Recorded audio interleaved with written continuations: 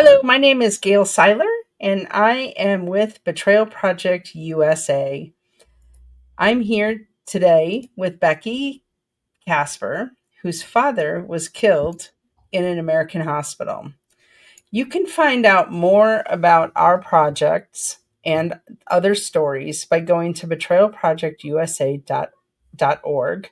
You can also find out more about our work if you follow us on Rumble, BitChute, X, Spotify, and YouTube.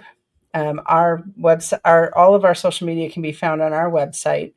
We are a victim led organization that is dedicated to exposing institutional betrayal of all kinds that was committed under the guise of public health and COVID 19.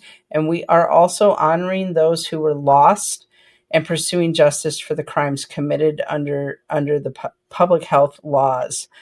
Um, so, Becky, thank you for being. Becky is in Illinois, so it was an Illinois hospital.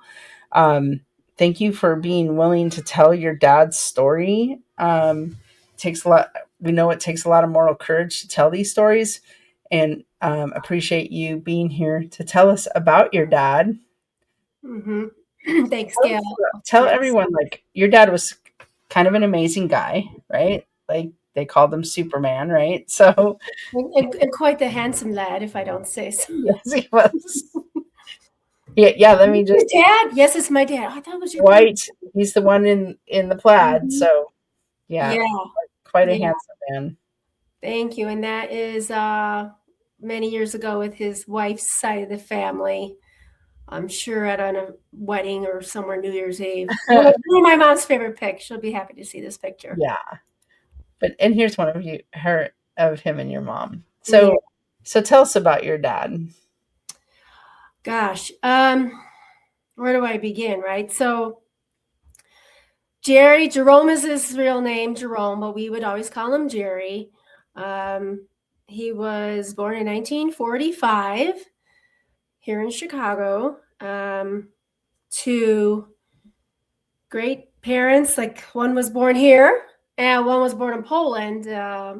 So I guess it's kind of questionable. Was he first generation or am I? But regardless, um, yeah, he's one of six siblings. There's a couple siblings right there. His oldest sister there is still alive today. Um, he's one of six. They had three and three, so three girls and three boys. And she's almost 94, Marlena in Texas. So she's still here with us. And my brother, my father is a fraternal twin. So that's his fraternal twin on the other side of him there in the blue. That's Johnny, who's 10 minutes younger than my dad. So Johnny's still with us, thank God. So he came from a big Polish family of six kids. I want to say 69, 70. He got married to my mom. I think that's one of his birthdays, and a silly sombrero hat. He was serious yet silly. Yeah, he got married to my mom in I think 69 here in Chicago.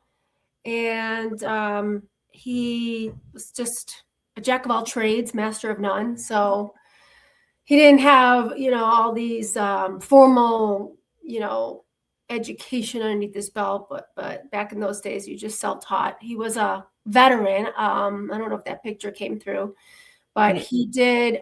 He got drafted actually, and He got what year did he get drafted?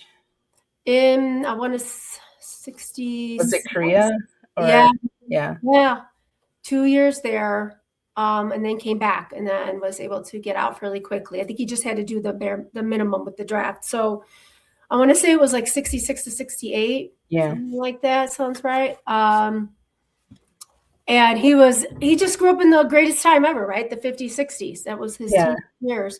So what you're looking at is some very creative diorama he made. He started making that about 8 years ago now, I'd say. And That's incredible. you see the little skips, Yeah. the car hop. Then he'd bring it around, all the little car shows in our area, and people loved walking down memory lane and saying, I remember racing my car, in the late 50s, 60s, and he would talk to people about it. And that was one of his many talents. Even though he worked full time, he enjoyed creating things that he was a big part of and had fun at, and everybody else too would enjoy that part of history. He's big Right on. down to the detail. Right down to the detail. I mean, Right. those cars had lights on them. He added the lights to make the cars work, and he Oh added. my God. I mean, there was That's no. so cool. And this is the other one he made, right? This. Yeah, that's his famous a ride from the famous Riverview Park out of Chicago, Illinois. Back that place was around for like 50 years until they decided they weren't going to have it anymore. And like Mayor Daley leveled it right before I was born, and he was so disappointed that I didn't get to check that place out. But he worked at that ride. It's called the Chutes, and it was like a boat type roller coaster, and Mhm. that thing had working water in it, and he would display that. He made a few news stations, and the camera, there was some special on about Riverview, and he made the like Fox News or something briefly, and they did a segment. Yeah, Um, and he even created the little bumper cars that are outside of him yeah, or I whatever. mean, it wasn't just it was everything around the ride too. I mean, he worked there too before he got drafted, so I don't know how he just remembers it in his brain. He looks at pictures and he recreated it down to the last bush, on the side. Lots of talent there. And he is also a grandfather. Yeah, it's one of his four grandchildren literally carrying him. To everyone's surprise, even his own. I mean, granted, she's a little bit of a hockey player, so she can lift heavy things and stuff. So, That's and cool. And then this one too. yeah, I mean that's his great grandson. My first grandchild, Declan's now 7, so that was like he was about 3 or 4, and they were, you know, buddies then too, and everything, and it was always something silly going on. And so we made that picture into a pillow, and Declan sleeps with that pillow. So he had the 4 grandkids. No, he had 5 grandkids. Forgive me. My brother has a kid. And so 5 grandkids, two great grandkids. So he big family, misses him incredibly. So tell us about at some point.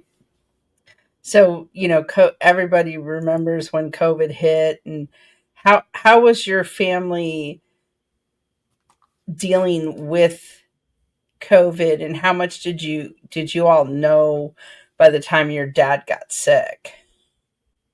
Well, your dad and your mom got sick.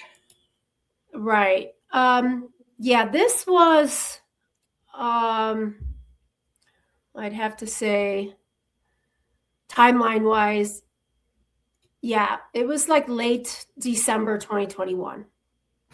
Late December 2021. I guess, you kind of, I know that COVID was everything was shutting down early 2020. So Hmm. March 2020, we're going to shut the country down for 2 weeks and stop the spread, Yeah. which just led to a continuum, as we all know. Yeah. Um, but people are still going back to work. You just had to have that note, I think, to tell in case you got Yeah. pulled over, a note that says, "I am going to work." But again, I'm losing track of it. I know they started lifting some of those mandates, but you still had to just carry on with your life and wear your mask, go to work, that kind of thing. So this was mid-December of 2021. My dad was still working, 76 at the time, at a factory that he had been at as a CNC machinist for like 15 plus years. Okay.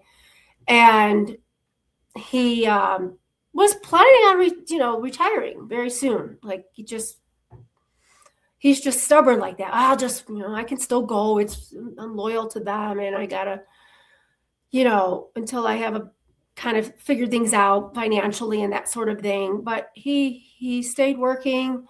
He liked to stay busy. He did have to work. He kept my mom on the, Medicare insurance and everything like that.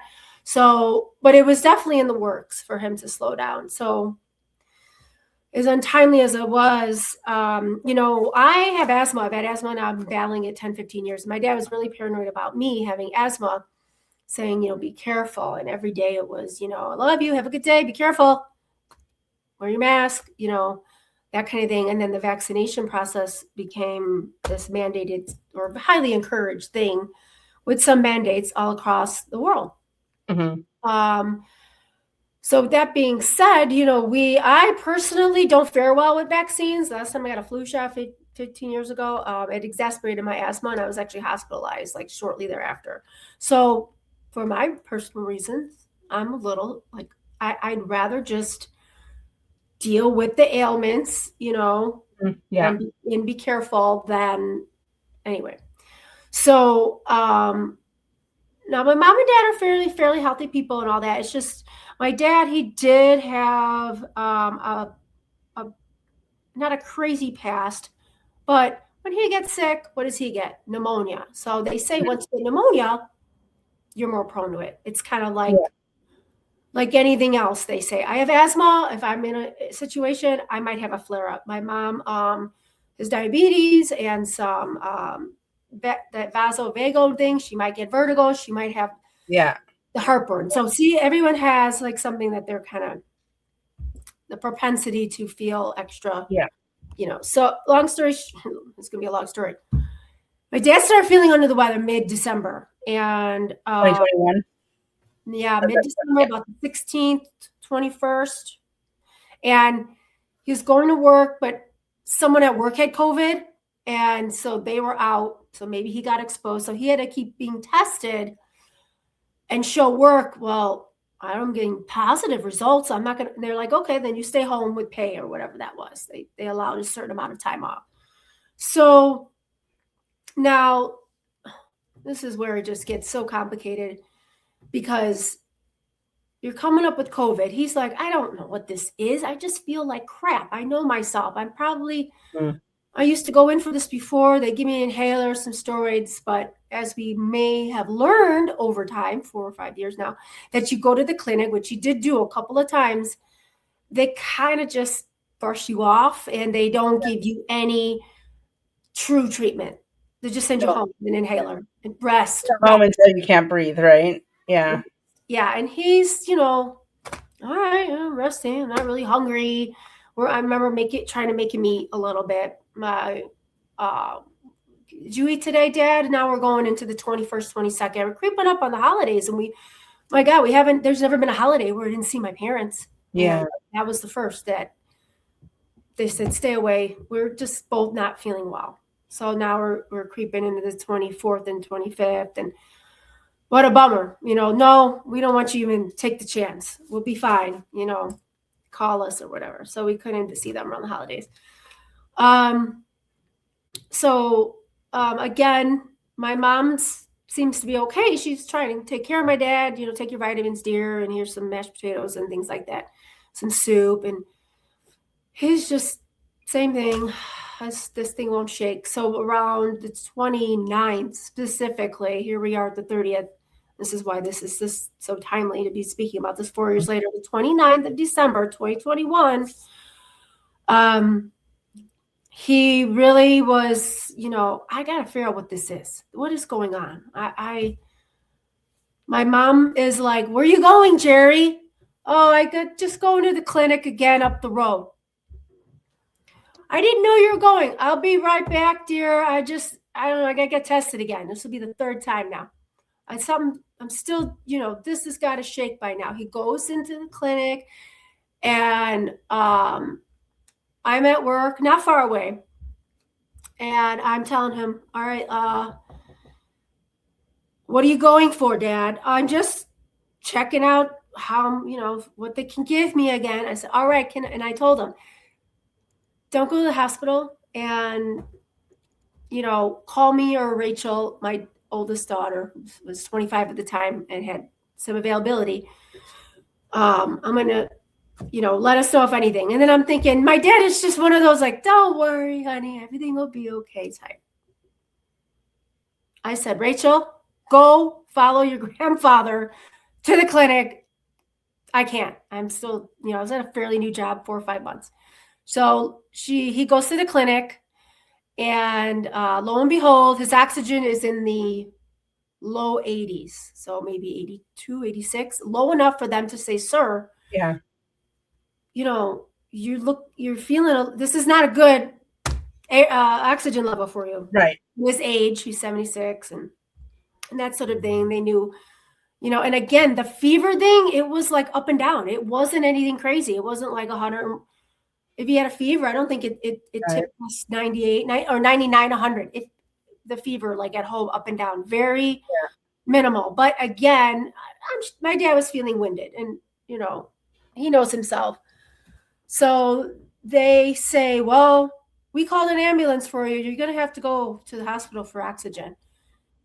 And again, honey, don't worry, I'll be fine. So Rachel followed him to the hospital. I don't recall if she was allowed in the damn ambulance, because everything is just closed. Yeah. I don't recall. I don't think so. I think she followed him. So we're talking 1 o'clock in the afternoon, December 29th. He rolls up to our neighborhood hospital, which for the most part, this is a hospital we frequented for 30 years in our neighborhood. My children broke their arms there. They cured my asthma. They gave me a nebulizer. The kids had their, ankles and fingers and arms. Everything was fine. Mm. My mom survived sepsis there, 2019. Everything was fine there. Everything was fine. But suddenly, we're hearing the stories about don't go to the hospital, don't get ventilated. Shame on me, never heard of remdesivir until it was, too late, and he went into the hospital.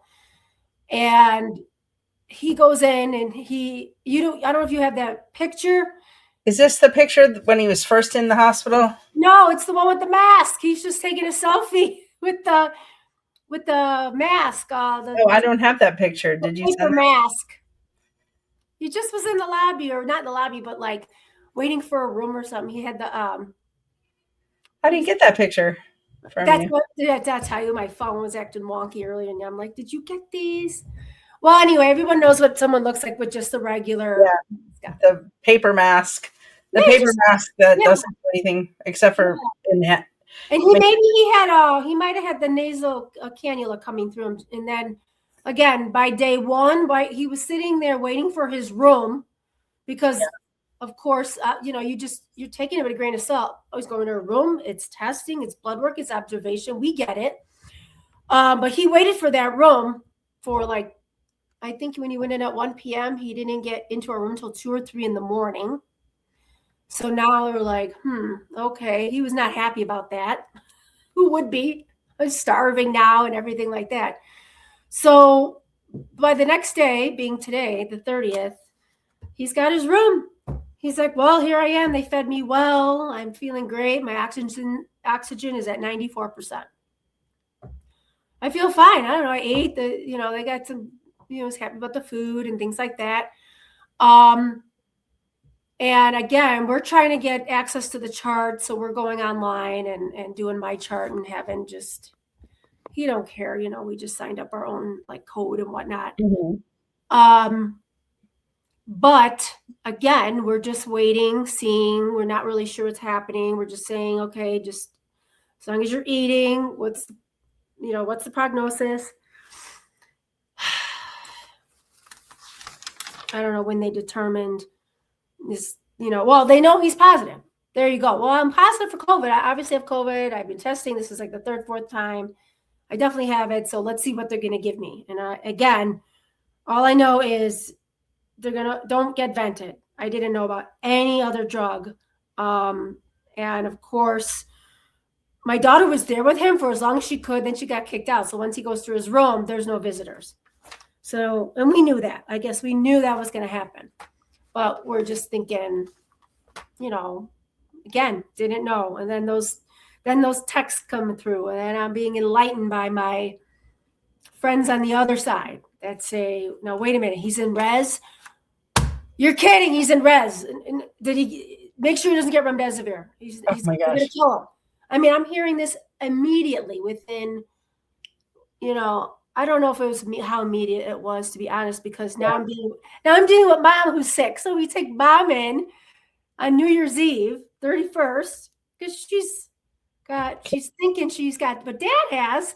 2 days later, yeah. She's weak and throwing up and just like shortness of breath. And we're like, oh, Lord have mercy.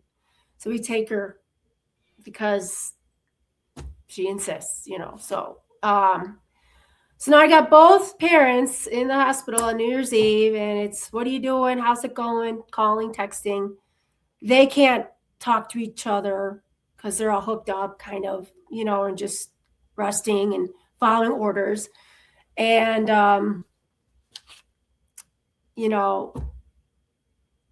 I'd have to say,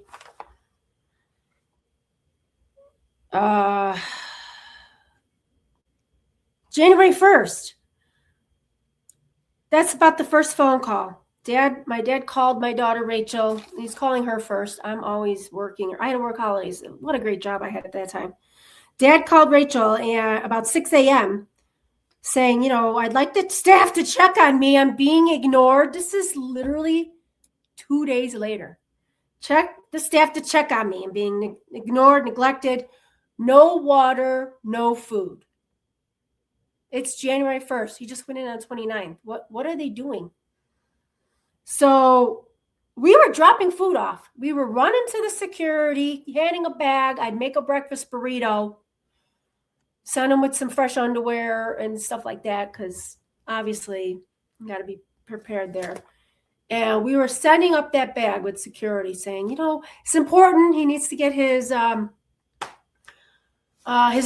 I don't know, we couldn't say meds. I just said, there's some cards and notes and pictures in there. So we were sending things up through security, like that first week or two, since we couldn't see him. And then by January 2nd, he was okay overnight. He was still eating. So they were just losing continuity, I guess, with him, with the food being consistent and whatnot. And, you can't do that to my dad. He eats at regular times. You know that. By the 4th of January, he's calling us at 5:45 in the morning. He wants an extra blanket. He's freezing. Extension cord for his phone. I'm setting extra food up. I don't know what we were sending him, granola bars and stuff, because he says they're just not coming regularly with the food. Hence probably COVID, and they don't want to gear up, and they're just, long story short. Now, looking back on the records, I found out on the 30th, so we're talking the very next day when he got his room, my dad got the COVID concoction. I call it the COVID deadly concoction, which is all three of those deadly drugs: remdesivir, Decadron, and Tocilizumab. Actemra is Actemra. Right? Okay. I found out later they're giving all of these, to him at once. Again, maybe just based on, what they saw when they took x-rays of his lungs. Again, I'm finding out way too late. About the 3rd or 4th, I'm hearing from the outside world, don't give him remdesivir. My daughter's a nurse. He's not going to make it out. We got to get him out of there. How am I getting him out of there? Just just get him home. Say you want hospice at home. Just play their game. I'm like, huh? I don't even know. And I could appreciate it. I knew, like, they're literally trying to save his life too. And I couldn't send you everything, but the amount of people involved and doctors that don't even know me, word of mouth from other states. I have it all saved on my hard drive, but it's just nurses, amazing human beings, amazing, God-fearing individuals who did not buy into the agenda and the narrative, trying, having tried and true remedies that saved other people. They're hearing about me and, and everything that went on. So by January 5th, we're talking 5-6 days in, right? 6 days in. This was one of the worst calls yet. 8 a.m. Dad called me now, panicked, begging me to get him out of there. And he was just, he's got a mask on. You hear it. He sounds like, Darth Vader, for God's sake. And it's, get me out of here. They're killing me. This place is worse than prison. Like, literally, Is this from the first time he was in the hospital? Yeah. Yeah. Mm, So see, it's okay because a lot of the pictures came later when we got to see him yeah, after the 3 weeks. I'm just giving you the play by play, like when he first got there. But that is was what he was going through. this hematoma on both arms. I was just re-listening to an audio earlier before the interview, like I said, and this audio, we're jumping a little bit ahead of time, was from the 11th of January. He explains what happens there. They left the pressure cuff on too tight for like two, Oh 3 my gosh. he so they had to get a hematologist involved to check out his circulation Yeah, and the pain, and did they destroy vital veins in there. I mean, at that point we were like, it's medical mal right here. I kind of, I mean, it was just horrible. So that same day on the 5th, I'm backing up a little bit, yeah. he texted my son, his oldest grandson, 911. You know how like they must have had they used to work together, so like must have had a The code, yeah, 911. Yeah, yes. If you're ever in a situation, let's say you're being carjacked or something, we live in Chicago, you never know. Texting my son 911 to please get him out of there. And my son is calling me saying, we need to get grandpa out of there. He wants to get out of there. I'm like, I know. I go, what's happening is his oxygen keeps going higher and higher. And if it's too high, they're, die on the way home kind of thing. yeah, So I'm fairly confident it was, he's in there a week. He's already 30 liters, 45 liters of oxygen, even though, and that's where it gets confusing. You need all this oxygen, but then your saturation rate is still in the 90s. So we never could make that like connection. But the bottom line is you are watching and witnessing and hearing. And yes, the nurses and doctors are relaying that my dad was just he'd move and try to sit up and he couldn't, he'd desaturate. And what started yeah, happening over time, to the point where they scared the hell out of me. They called me. I think by the 6th, I realized, this is January 6th, that he's begging for more stuff. He like got our letter. We were sending him heart lifting letters, stay positive. And there's a big difference kind of between my mom and dad. So my mom was in the hospital too. I told you she went in. So, but my mom didn't have any like complications. So her story is like short and sweet. She got yeah. out. My mom got out and home on 3 liters of oxygen by January 8th. And on that same damn day, ironically, my dad goes into ICU because he had an incident.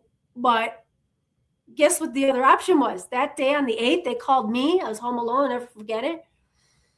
And they said, your father's here. He's not doing well. We want to give him comfort care on the 8th of Gosh, January.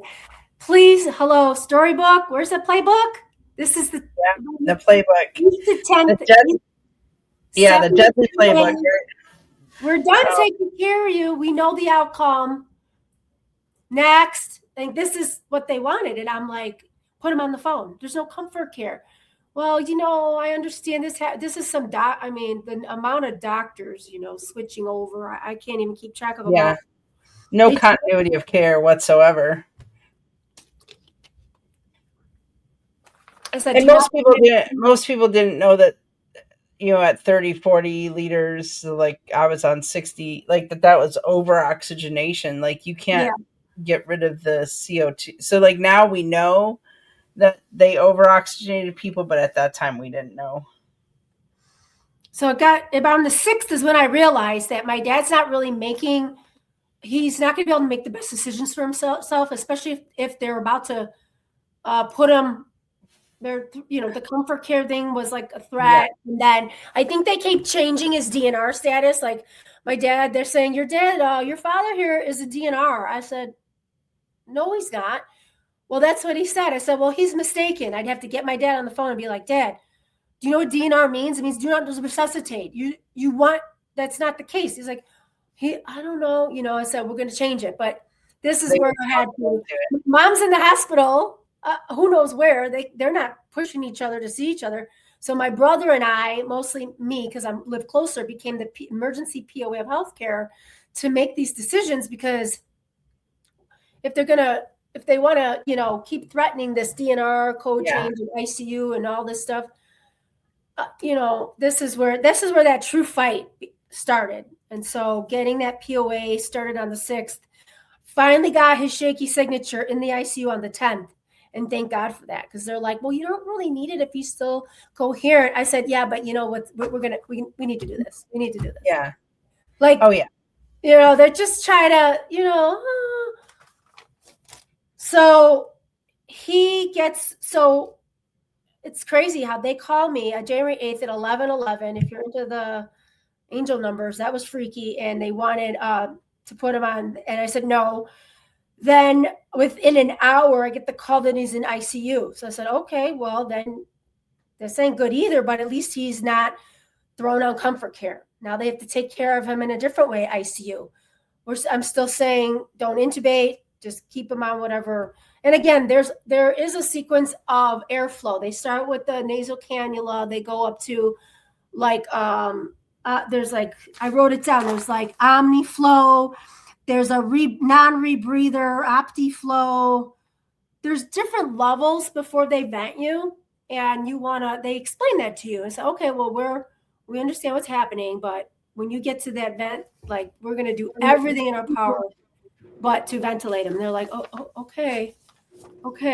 So it was just something that if we could reiterate anything, it was that. And don't get me started down the ivermectin and the alternative modes of right to try stuff. Did you ask for that? Well, no. Guess why? Because you guys want to Google a famous patriot from Illinois. Her name was Veronica Wolski. Yeah. And she was got General Flynn.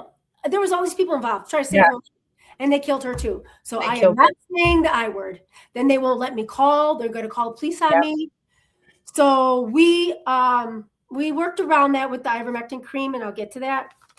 But when he was in ICU, this is when it got complicated. They started doing all the testing on his blood. And again, I'll still never know if it was just all the meds and all the blood work. And my dad has AFib, and he was in and out of AFib. That was another complication. And I think the charts reflected like he wasn't even getting his AFib meds for a while. We're like, are you kidding me? It's like all these really close calls with him, right? So he's in ICU. They're working with him. They're giving him speech pathology, because this is when it really got sticky. Like right before ICU, he's really losing, as they plan it this way, the interest in eating and drinking, the inability to eat and drink. Because then your muscles start to lose their strength, even in your esophagus, probably from all the breathing and panic. That it's called dysplasia or something. And once they diagnosed him with that, this is where I already got I went to like frontline doctors and ordered all this stuff to my house, and it came right around the time he was in ICU. $800. Was that the picture that you sent me? Yes, of all the meds. Yeah. There's my $800 pack of life-saving meds that now he can't freaking swallow because he can't eat. How am I getting this to him? First of all, we knew we'd get access eventually. So once he got out of ICU around the 13th of January, by the grace of God, we started having access to him.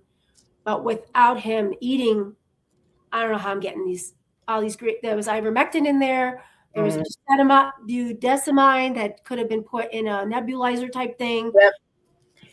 Budesonide, very, very important. There's another drug in there that was the strong steroid, starts with an M, so it's better than that. Prednisone. Yeah, that one was there. Yeah, I think ivermectin, and a Z-Pack.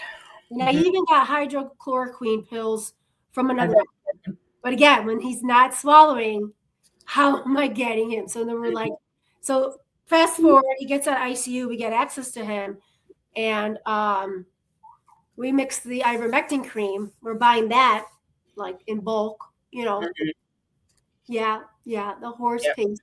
We're mixing it, per instructions of Yep. successful cases with like something like a Dove cream. So Yep. we're making a ratio of the Dove cream Mhm. and the ivermectin cream, and we're rubbing it on my Rachel got to be there with him like 12 hours a day, rubbing it on his hands and feet.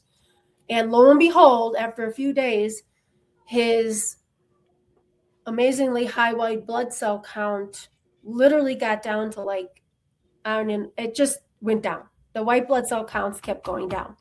So I do attribute it to ivermectin and not their life-saving meds, because the phone calls that were happening in ICU, I was listening to them again today, and they're very lengthy. I couldn't send them to you. They're 13 minutes long. Is just they want to write you off. They want to say, the lady, I think she was the advocate. She was just kind of going over everything. This is like on January 11th. They're saying, we're asking all these questions, and she's saying he's on the strongest antiviral. He is on an IV Decadron steroid, the Oh strongest my steroid. gosh. He can't swallow. He's on. They do speech therapy with him earlier that morning, and he had such an extreme coughing episode. So they're going to try again tomorrow. And he has respiratory failure due to COVID pneumonia. He had a pulmonary embolism. They just kept saying, well, these are complications with COVID. He has blood pressure issues.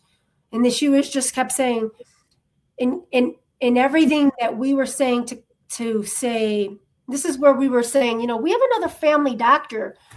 Who's this doctor? Well, and this is like another, he just passed too, Dr. Charles Thurston. Mhm. That name? He's from Ohio, and he was saving lives. He just passed of cancer he couldn't beat, literally last year. I'm texting this gentleman. He's texting me. He's telling me, pull my name down. I want to be able to talk to the pulmonologist. And they're like, now who's this doctor? What does he specialize in? They were willing to do it, but at the rate my dad was changing, it just wasn't really happening. So, and the doctor even said, if he can't have these pills, I'm not sure what I could do for him. So we were like, well, we know this, we know this isn't it. We know we could do more. We were testing their knowledge. It's so funny to have it all on recording. We're like, and they're like, well, he's on the strongest this, he's strongest that. And this is where, and I'm smiling, not because I'm happy, but this is where they're literally telling me things verbally that he's on all the IVs of vitamin C, vitamin D, the strongest steroid Decadron. And I'm telling you right now, according to my records, and I got all the records. I even have that. There's a fancy, it's ELMC. I don't know. It's just the medical record with the coding.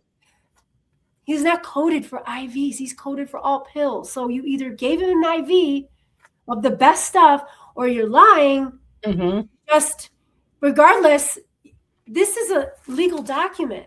Yeah, right. You just screwed yourself. You're going to tell me you gave him all this IV, sugar water IV to sustain him, all these IVs, C, D.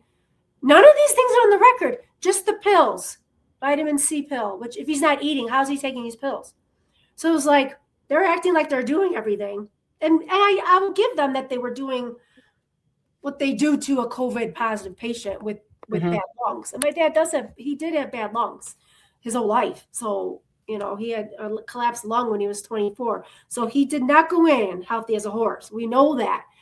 But if they would just have treated him, in my stupidly uneducated opinion, with drugs you treat a pneumonia early on. Budesonide. Budesonide is perfect because it has antiviral properties in it, and that's what they gave people for pneumonia forever. It's so safe they give it to preemie babies. So he's now in a floor where we could see him by the 14th of January. And there's a picture where they weren't washing his mouth out. His dentures were infected the whole time. You see that Is that one? it? Yeah. Oh yeah. Pretty nasty for sure. He due to some sort of weird blood clotting in this, he was on blood thinners. He has a picture with his nose. They had a cauterized part of his nose because he kept bleeding. Oh, Gauze is there, and that's affecting his breathing. I don't think I have that one. Yeah. I Are the ones with the arms You that saw they the arms. You saw him, of course, with different rebreather masks, the bubble tube thing, right like here? that. Um, there was. I thought I sent you the one so sad where I have two phones. My parents are talking over FaceTime to each other. I don't know how we managed it, but they were literally talking to each other. So I'd say by the 17th in his chart, they're showing he has the bradycardia, slow heart rate. By the 19th of January, we're doing everything possible to try to get him into a skilled nursing facility. It was very dependent on how his oxygen was, and it was still way too high for him to be transferred. Fast forward to, oh gosh, there's so much. I regret it now, but at the time, we're like, what? Doesn't he need a blood transfusion? I mean, he needs some fresh blood, but we don't know what kind of blood he got. William said he had vaccinated blood. So he had a blood transfusion at some point. I'd have to. It was in the records, and we did suggest it for some reason, just because they were saying, I said, well, what about re-oxygenating his blood? Mm-hmm. He had a blood transfusion, but he was just not eating and not drinking and just surviving on spongy swabs in his mouth. He's just losing like all this weight. And we're like, we're not letting him die here. They kind of wrote him off. They were just checking on him and basic, making sure he was, now bathroom facilities are happening in the bed and making sure he's changed and things like that. He is just getting more and more depressed. This is a man, as you saw, did everything. And you didn't even see half the things he did.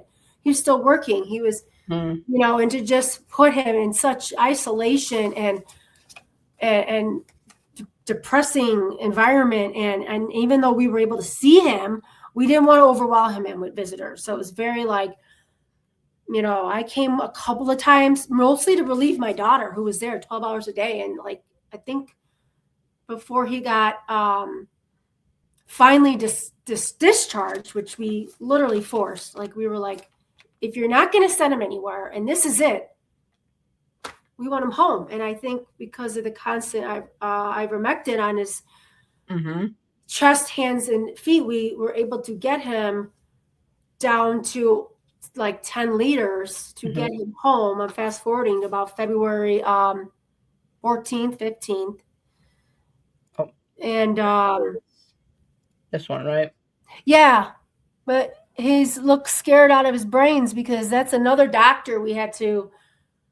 We got home health from the hospital, but they were not good. So then we called another home health in the area and begged them to send their on-call doctor to reassess him because he was having that. He started having pain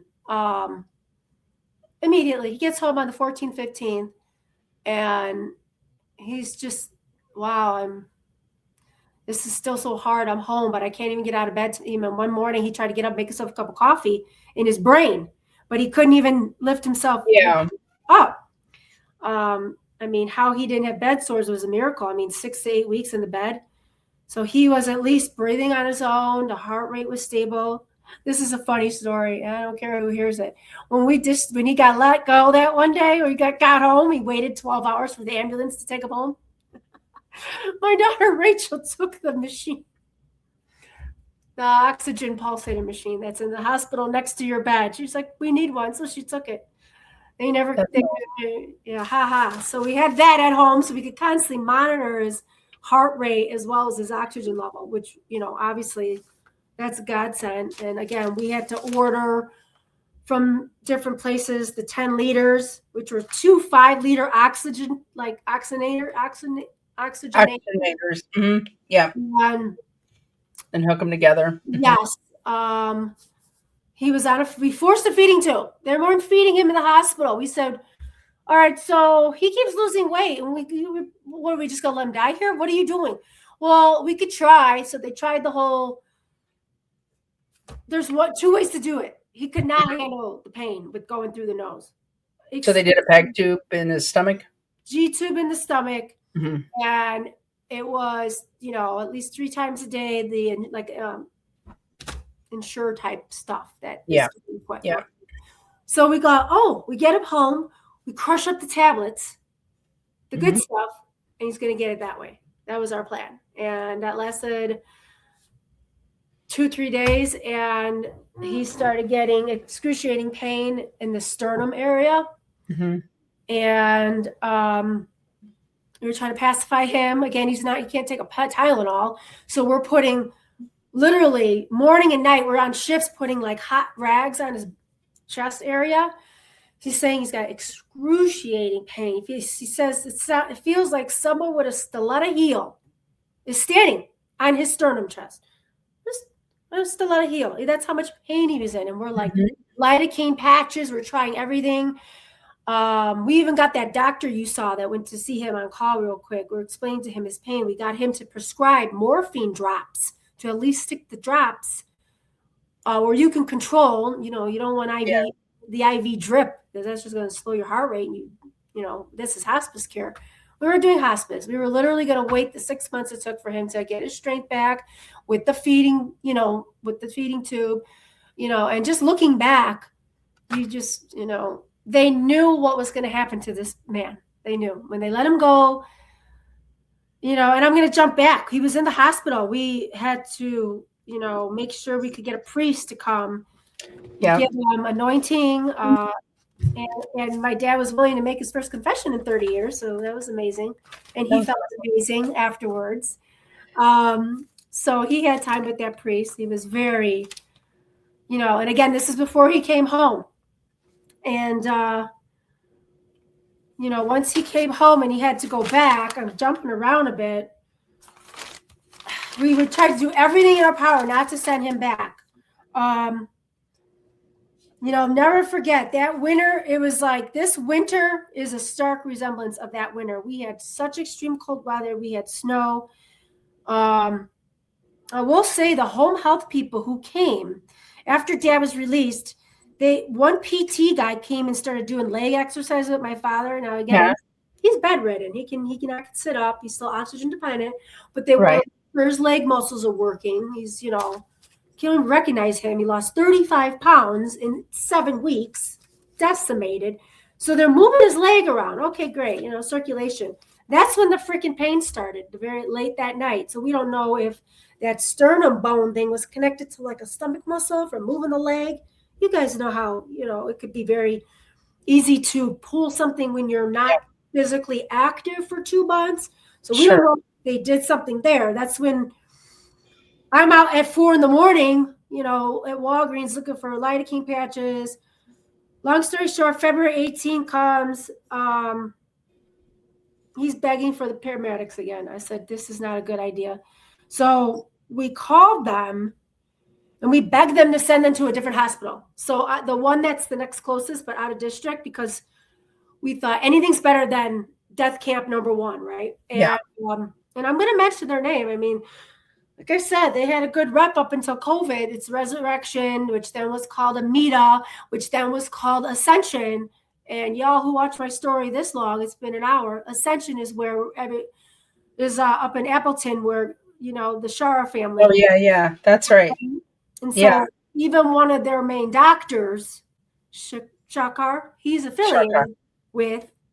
Oh yeah, that's right. That's right, because he's in Chicago. Yeah, he goes back and forth, and I'm like, and it wasn't my doctor, but a very similar name minus like 1 letter, and it was just so eerie to think they're fighting this entity. So me and my goals, I watch it with a grain of salt, and I get that. So we were begging them not to send him back. We asked the paramedics. They said, we'll try to get clearance from our manager. Or we sent them home, and then we called 6 private ambulance companies to send them to the other hospital. It's called Lutheran General. We had higher hopes for them. They have a respiratory rehab. Okay. It would have been risky because he would have probably sat in ER till there was a bed, and we get that, but we were willing to take that chance. So we called 6 private ambulance companies, and every single one said, We don't come to residences anymore because of COVID. Oh, wow. We're willing to pay whatever it takes to get a private ambulance to take him to a different hospital for his triage. So I'd say, I think within 3 hours, 4 hours later on that night, we're calling at 9:30 at night. But listen to my father's please, dire please, like desperate please. We called them and they went back to the original hospital, in which case we followed them again. My daughter, who, is like me, the POA in proxy, because my emotions really can't handle this stuff. So they knew, she was family. So she goes in with him and stayed with him for as long as she could. And she was, this is February. Now this is like February 18th. It's already the 19th because you're talking midnight. You're in the ER. And he was tortured, murdered, intubated, gone, toast, cooked with 26 more meds in 20 hours. Oh my gosh. So this all happened. So he got intubated. This is the picture of him. They trapped him into intubation, even though you have to start fresh with a patient in the ER. So they didn't look at our chart from the other, check the chart. He was here for 48 days. You could see what happened, what he's dealing with, COVID complications. They said, no, we have no time. We're looking at a very sick man right now in an ER, trying to figure out what the pain's coming from. And so it went from really bad. We knew my dad's prognosis was pretty poor, but again, being at home and being on the oxygen and being fed by us with the tube and giving him all kinds of nice, good vitamins in the tube, the ones that he should have gotten, the C's, the D's, the ivermectin, we're just smushing it all in there. Now, granted, it's 48 days. He's not going to get harmed. It just might not work. We get that, but we were willing to do that. When the pain came, he was throwing up at the house things that looked like ground up coffee grains and tar. Yeah, we panicked too. So like I said, we're explaining this to the ER when he gets there. And I'm finding out later, because they won't tell you anything. Is it internal bleeding? What's going on? Yeah, like if it's coffee grounds, if it looks like coffee grounds, it's typically like a GI bleed or something, right? Like some kind of internal bleeding. I don't know. I talked to Nicole Saratok after with one of our conferences, and she said, of course, I don't remember, but she's like, that was, yeah, she did say, she's like, that was, if you just all those meds and then internal bleeding and, Yeah. Just, again, was the G tube not placed right? But we don't think it was the G tube. Yes. It was just wanted her to write me up something formal, but yeah, I mean, there you go. They said your dad might have. We're so sorry. Your father's a very sick man. We don't even think he'll make it 12 hours. You'll be lucky. So you can tell everybody you want to come now. So sure, the assembly line lined up. His twin brother came, his nieces, his nephews, my aunts, my uncles, my mom sitting there in the wheelchair because she was wheelchair bound. She always got an extra person. But so they would, like, all my kids are there. Everyone's there. It was literally an assembly line. And that's still broad daylight. So that's about the 19th, 2, 3, 4 in the afternoon. And when it became nighttime and they slowed the visitors down then to two per hour or something, they were trying to convince us to give him morphine at the end. And we thought of course, DNR. He's coding. What do we do? Is he a DNR? Is he not? And it was like this big family fight. And me and my brother are staring at each other like our brains are not working right now. All we do is pray in the chapel down the road or down the hall. We did, and we said we allowed one cardiac, rescue type thing, but it cracked his rib. And, we weren't going to do that again. So it was just crazy how he goes into ER and he's just, Rachel was with him and she's watching him and she's advocating, and she's, and they they they look at this person who has all these, blah blah blah, secondary infection, and they start to do all this emergency crap. But if they had just maybe looked in his chart and maybe said, maybe just calmed him down, and I don't know. You can't really emergency operate on somebody, 77. He had a birthday in the hospital. But I mean, what really did him in, and just to have him gone in less than 24 hours was the fact that in the actual ER, I was being called too. I had gone home. I was only trying to sleep with one eye open. They called me 2, 3 in the morning. Of course, they said, we have permission to central line your father. We have to administer more meds. And they tried to central line him in the neck, and they couldn't find a vein. And the arms, as you saw, were destroyed. And we find out later they had to go through like the shin bone or somewhere in the leg where he flinched or something, and just the amount of pain.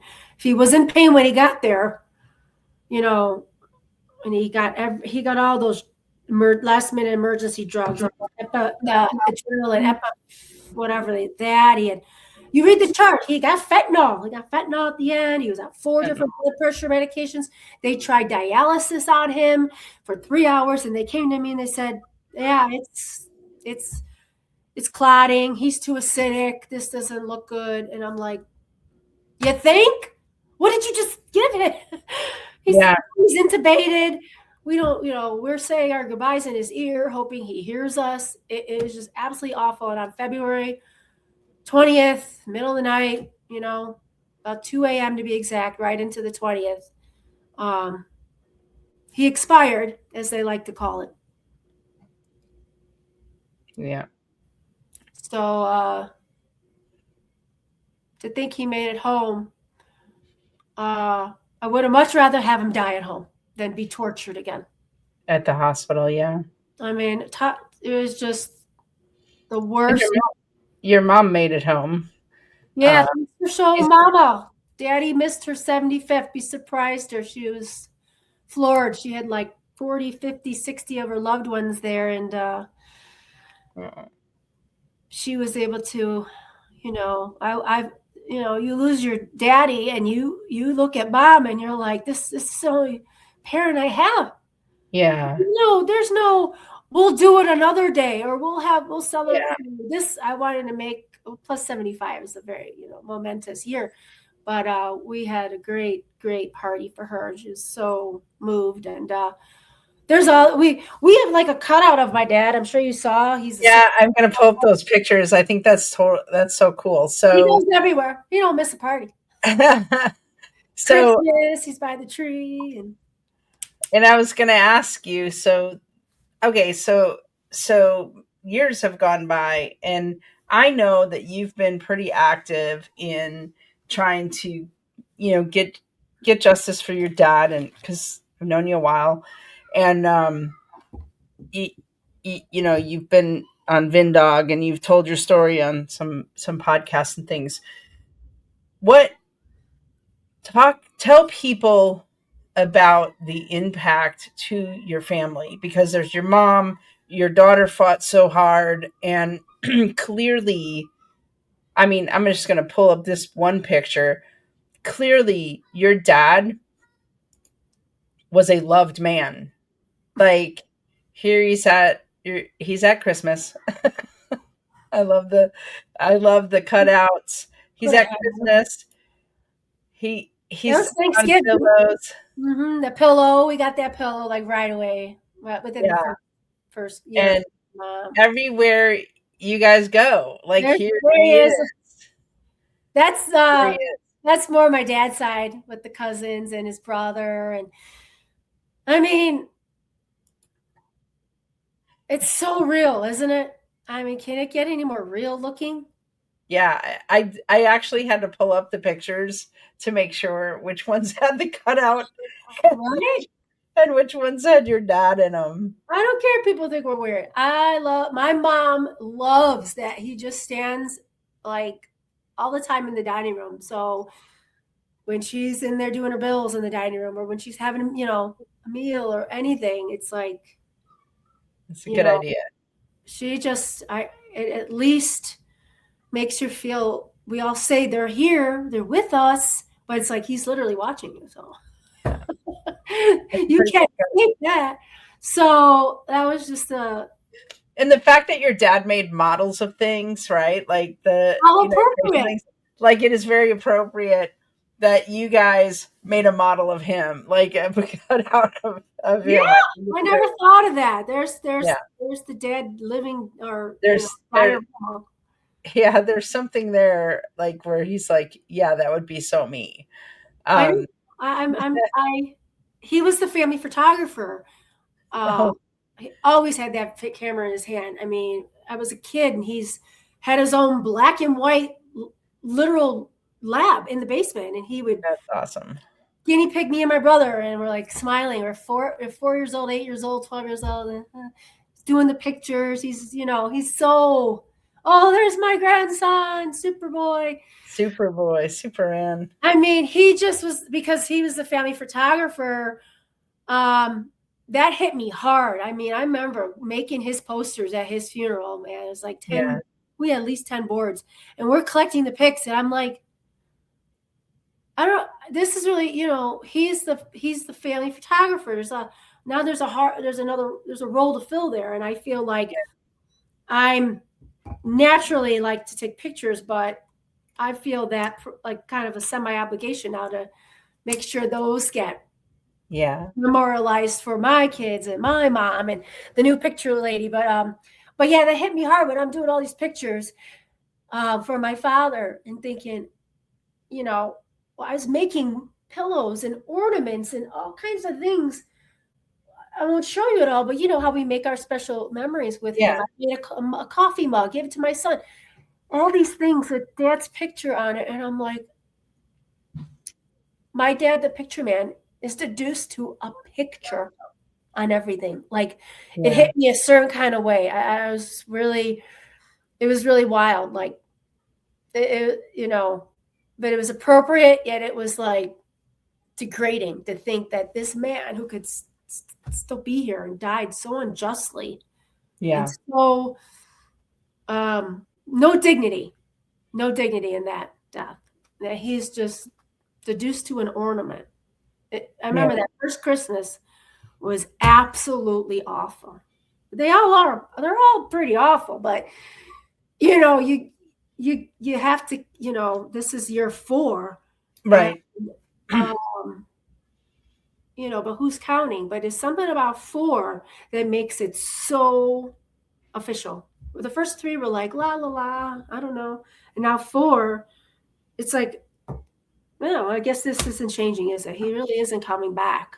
Yeah, yeah, If you really, I know there's different stages of grief and acceptance and all that jazz, but so many pictures I sent you. Like I said, the biggest thing that we did, and luckily working for my wonderful city job and a great boss, he was a big advocate in helping me get my dad an honorary street sign. which You is only so cool. you only get 2 a year in the ward you live in. There's 50 wards in Chicago.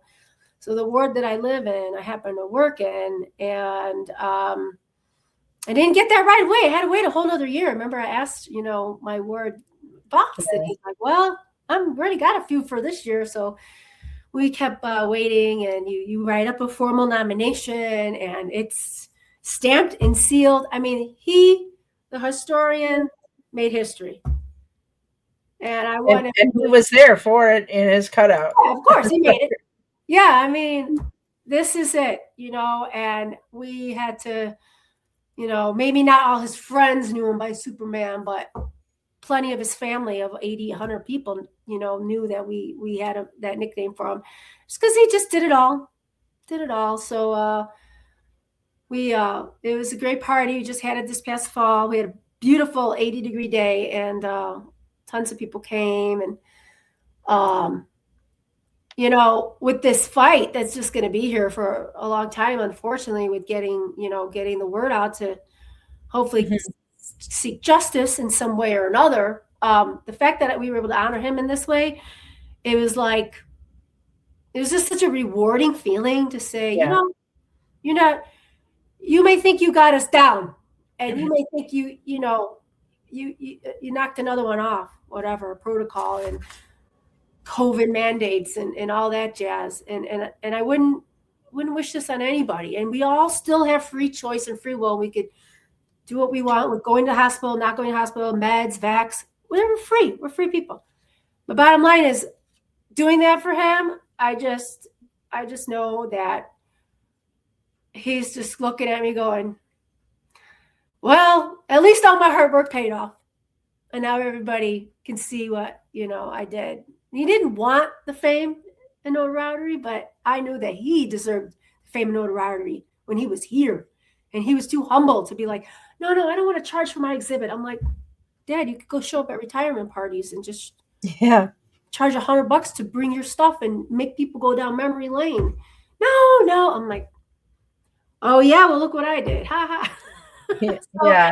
I wanted to, So why did you guys call him Superman? How did he get that nickname? I'd have to say when I was raising all 4 of those kids and I needed help. Getting into a long, ugly story. Been divorced a long time, and my dad stepped up to the plate. Let's just put it that way, and helped raise my kids. So when you do everything and you show up everywhere and you don't miss a game and you're like they're, you help raise them. Like he literally, when you call him Superman, it was like a nickname, like, oh, what can he do? It's Superman. And oh, Dad. And it just became like a cute, we started making like little cakes with figures. I remember when he turned like 52 years old. I mean, I had a couple of kids at the time. We joked around and made a Superman cake and said happy 25th. Get it? We flipped the numbers because he looks so freaking young. Yeah. I mean, he don't look 77. Man could pass for 60, 65, so he earned that just by being that around. Yeah, going that extra mile, right? Yeah. Well, your dad sounds like a wonderful person. I'm incredibly sorry that the hospitals just did this to him and to your family, and I'm glad your mom survived. If you had to, I'm going to ask you 2 questions as we're closing up. Mm-hmm. If you had advice, well, first, I want to ask you about your dad. Your one of your favorite memories of your dad. Oh boy, one of my favorite memories. I can't sum up one. I really can't. Or a trait that you think was, that you just really miss or love about him. I mean, I think I'd have to say he's just he's fiercely loyal to his family, and you don't find that anymore, really, in the world of. I mean, just he was just fiercely loyal. Like he will do literally anything within his means to be by your side, stick up for you. I mean, he's very, when I say fiercely loyal, I know people don't know what I'm talking about specifically, but my brain is channeling, all these tabs are open with how he fought for me during my divorce and raising my kids, and to the point where he just knew, he knew sadly that my kid's dad wasn't in a situation to come around and was not really doing good activities at that time. So that loyalty, that fight or flight, like I'll do anything, I'll stay vigilant, like it's just amazing. I mean, he could have turned a blind eye and said, this is your drama, call a friend to help you up. And he just was always Always there. there, so it was so hard to sum up my favorite memory, but man, my dad was just, he was always there. I was a cheerleader when I was a kid, right? From like 5th grade, 8th grade, and he's there with the camera, first one with the V. I mean, my favorite memory, he ran my childhood grammar school's haunted house for 15 years. So there he is Oh, with the mask, and he'd home make his costumes, and I walk through with my friends, and he's dragging me out, and my friends are like, "What's happening?" I'm like, it's my dad. So he was just that jokester, and it's hard to pinpoint one, lasting memory or whatnot, like profile. It's just, there's so many. But I followed in his footsteps. He was a veteran, and it's not like he pushed me to join the military, but me and my brother and I both joined. oh, cool. Not the Army like him, but the Air Force, Air National Guard level. We didn't do any fancy tours, but it was just a huge thing for us to be patriotic, serve our country. I got my free education. I love it. He was I love that. He was super, Yeah, proud, got super your proud of his dad for yeah. doing that, because it wasn't. Education is free if you join the military, right? Yes. So if you had any advice for the world, advice, because people are still going through this, right? So I'd have to say, please stop listening blindly to your favorite news channel. Just come on. There's other people out there. There's other doctors out there. I mean, it says something to find medical professionals that are giving up their livelihoods to not follow status quo to save lives. And there's something to be said about that. Just like when someone says, you got a mechanic, you have a choice. You're going to go to top name, or you're going to go to Tommy down the block, who will save your engine. He won't. I mean, we have choices. Yeah. So educate yourself, play devil's advocate. Please get a nebulizer. Yes. Any kind of RSV going on now. Ask people, anything that has to do with breathing. You don't want to wait till you can't breathe and the ambulance is called and you go and you get tested, whether those are legit tests or not for COVID. The thing is that people have to educate themselves that, like anything in life, there's an incentive. So a lot of medical people are getting incentivized. If you get tested positive for this, like the whole COVID industry got kickbacks for the tests using certain protocols. And that's just the way the government set it up. And it's still set up that way, I think. But if we can't fight the beast, this huge system, we can't fight them and make them give, all this money back. And it's just, it's really staying healthy, and you can be as healthy as a horse. It's just, if you could avoid the hospital with your breathing problems and try to keep an emergency oxygen tank at home and the nebulizer and the ingredients that go in the nebulizer. And you can nebulize saline or food grade peroxide with saline, or it's good to have budesonide on hand. But and we do have now on our website, betrayalprojectusa.org, under the Get Informed, we do have a resources section that has it has protocols and providers, it has forms and documents, it has podcasts that are good to watch, documentaries, books. We have a tab for everything. But like Dr. Bain is on the on there. Laura Bartlett has her I do not consent form link is on there. And like she always says, be prepared, not scared, because if you're prepared ahead of time, you're not going to panic when you get sick. And I know when I went in the hospital, I didn't know you could have all this stuff ahead of time.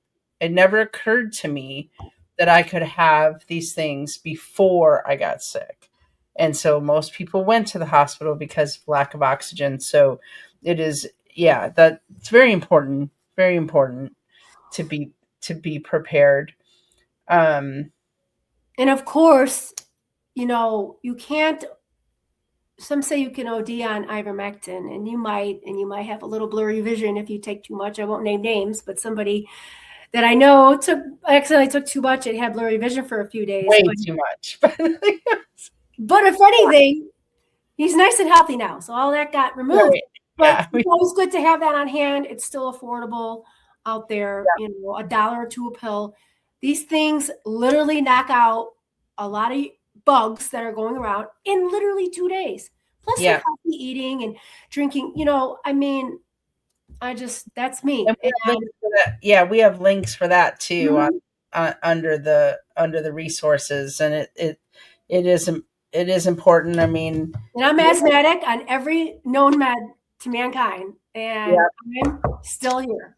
yeah. I So mean, I take it yeah. prophylactically too. So, Mhm. but like you said, that you have to pay attention to the dosing. Um, yeah, and I want to encourage people. Like, I appreciate your moral courage and telling your story everywhere and not being afraid to speak out. I want to encourage others. If you have a story, if you have a protocol story, survivor story, um, even a shot story, COVID shot story, there's a protocol, an intake for that. Any of those types of stories of hospital betrayal, institutional betrayal, uh, with regard to this, please put your story in and sit down for an interview and tell you. The more people that stand up, the more we'll be able to affect change. So I appreciate you doing this. Any final thoughts you have for people before we? Well, if you stayed this long listening to me yak, it's been a while. I just want to say, ultimately, um, there's millions of us, and I'll just focus on the hundreds to thousands that we're aware of in our little Yeah. forming of our groups over the past 4 years now. My heart goes out to each and every one of you. I've met at least 4 or 5 dozen of y'all, and then probably even more internet wise. I know that I am blessed, number one, to have my mom still here, and number two, that I was able to even have my father to interact with for the 50 something days, 52, 54 days. A lot of y'all lost your loved ones within 4 to 7 days. Yeah. Very good.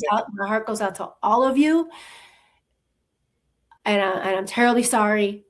I think if I'm going to look at the bright side is we were given home to see a few more family members that probably wouldn't have gone to the hospital, including my mother, who's in a wheelchair. She can't go there every day. She went there like once, and it was like, anyway. But I'm going to shut y'all down because my grandkids are over now. Woo-hoo. Yeah. All right. Well, thank you very We'll much. be in touch. I'll follow up with the rest of the online promptings, and You bet. we'll get a great memorial page going.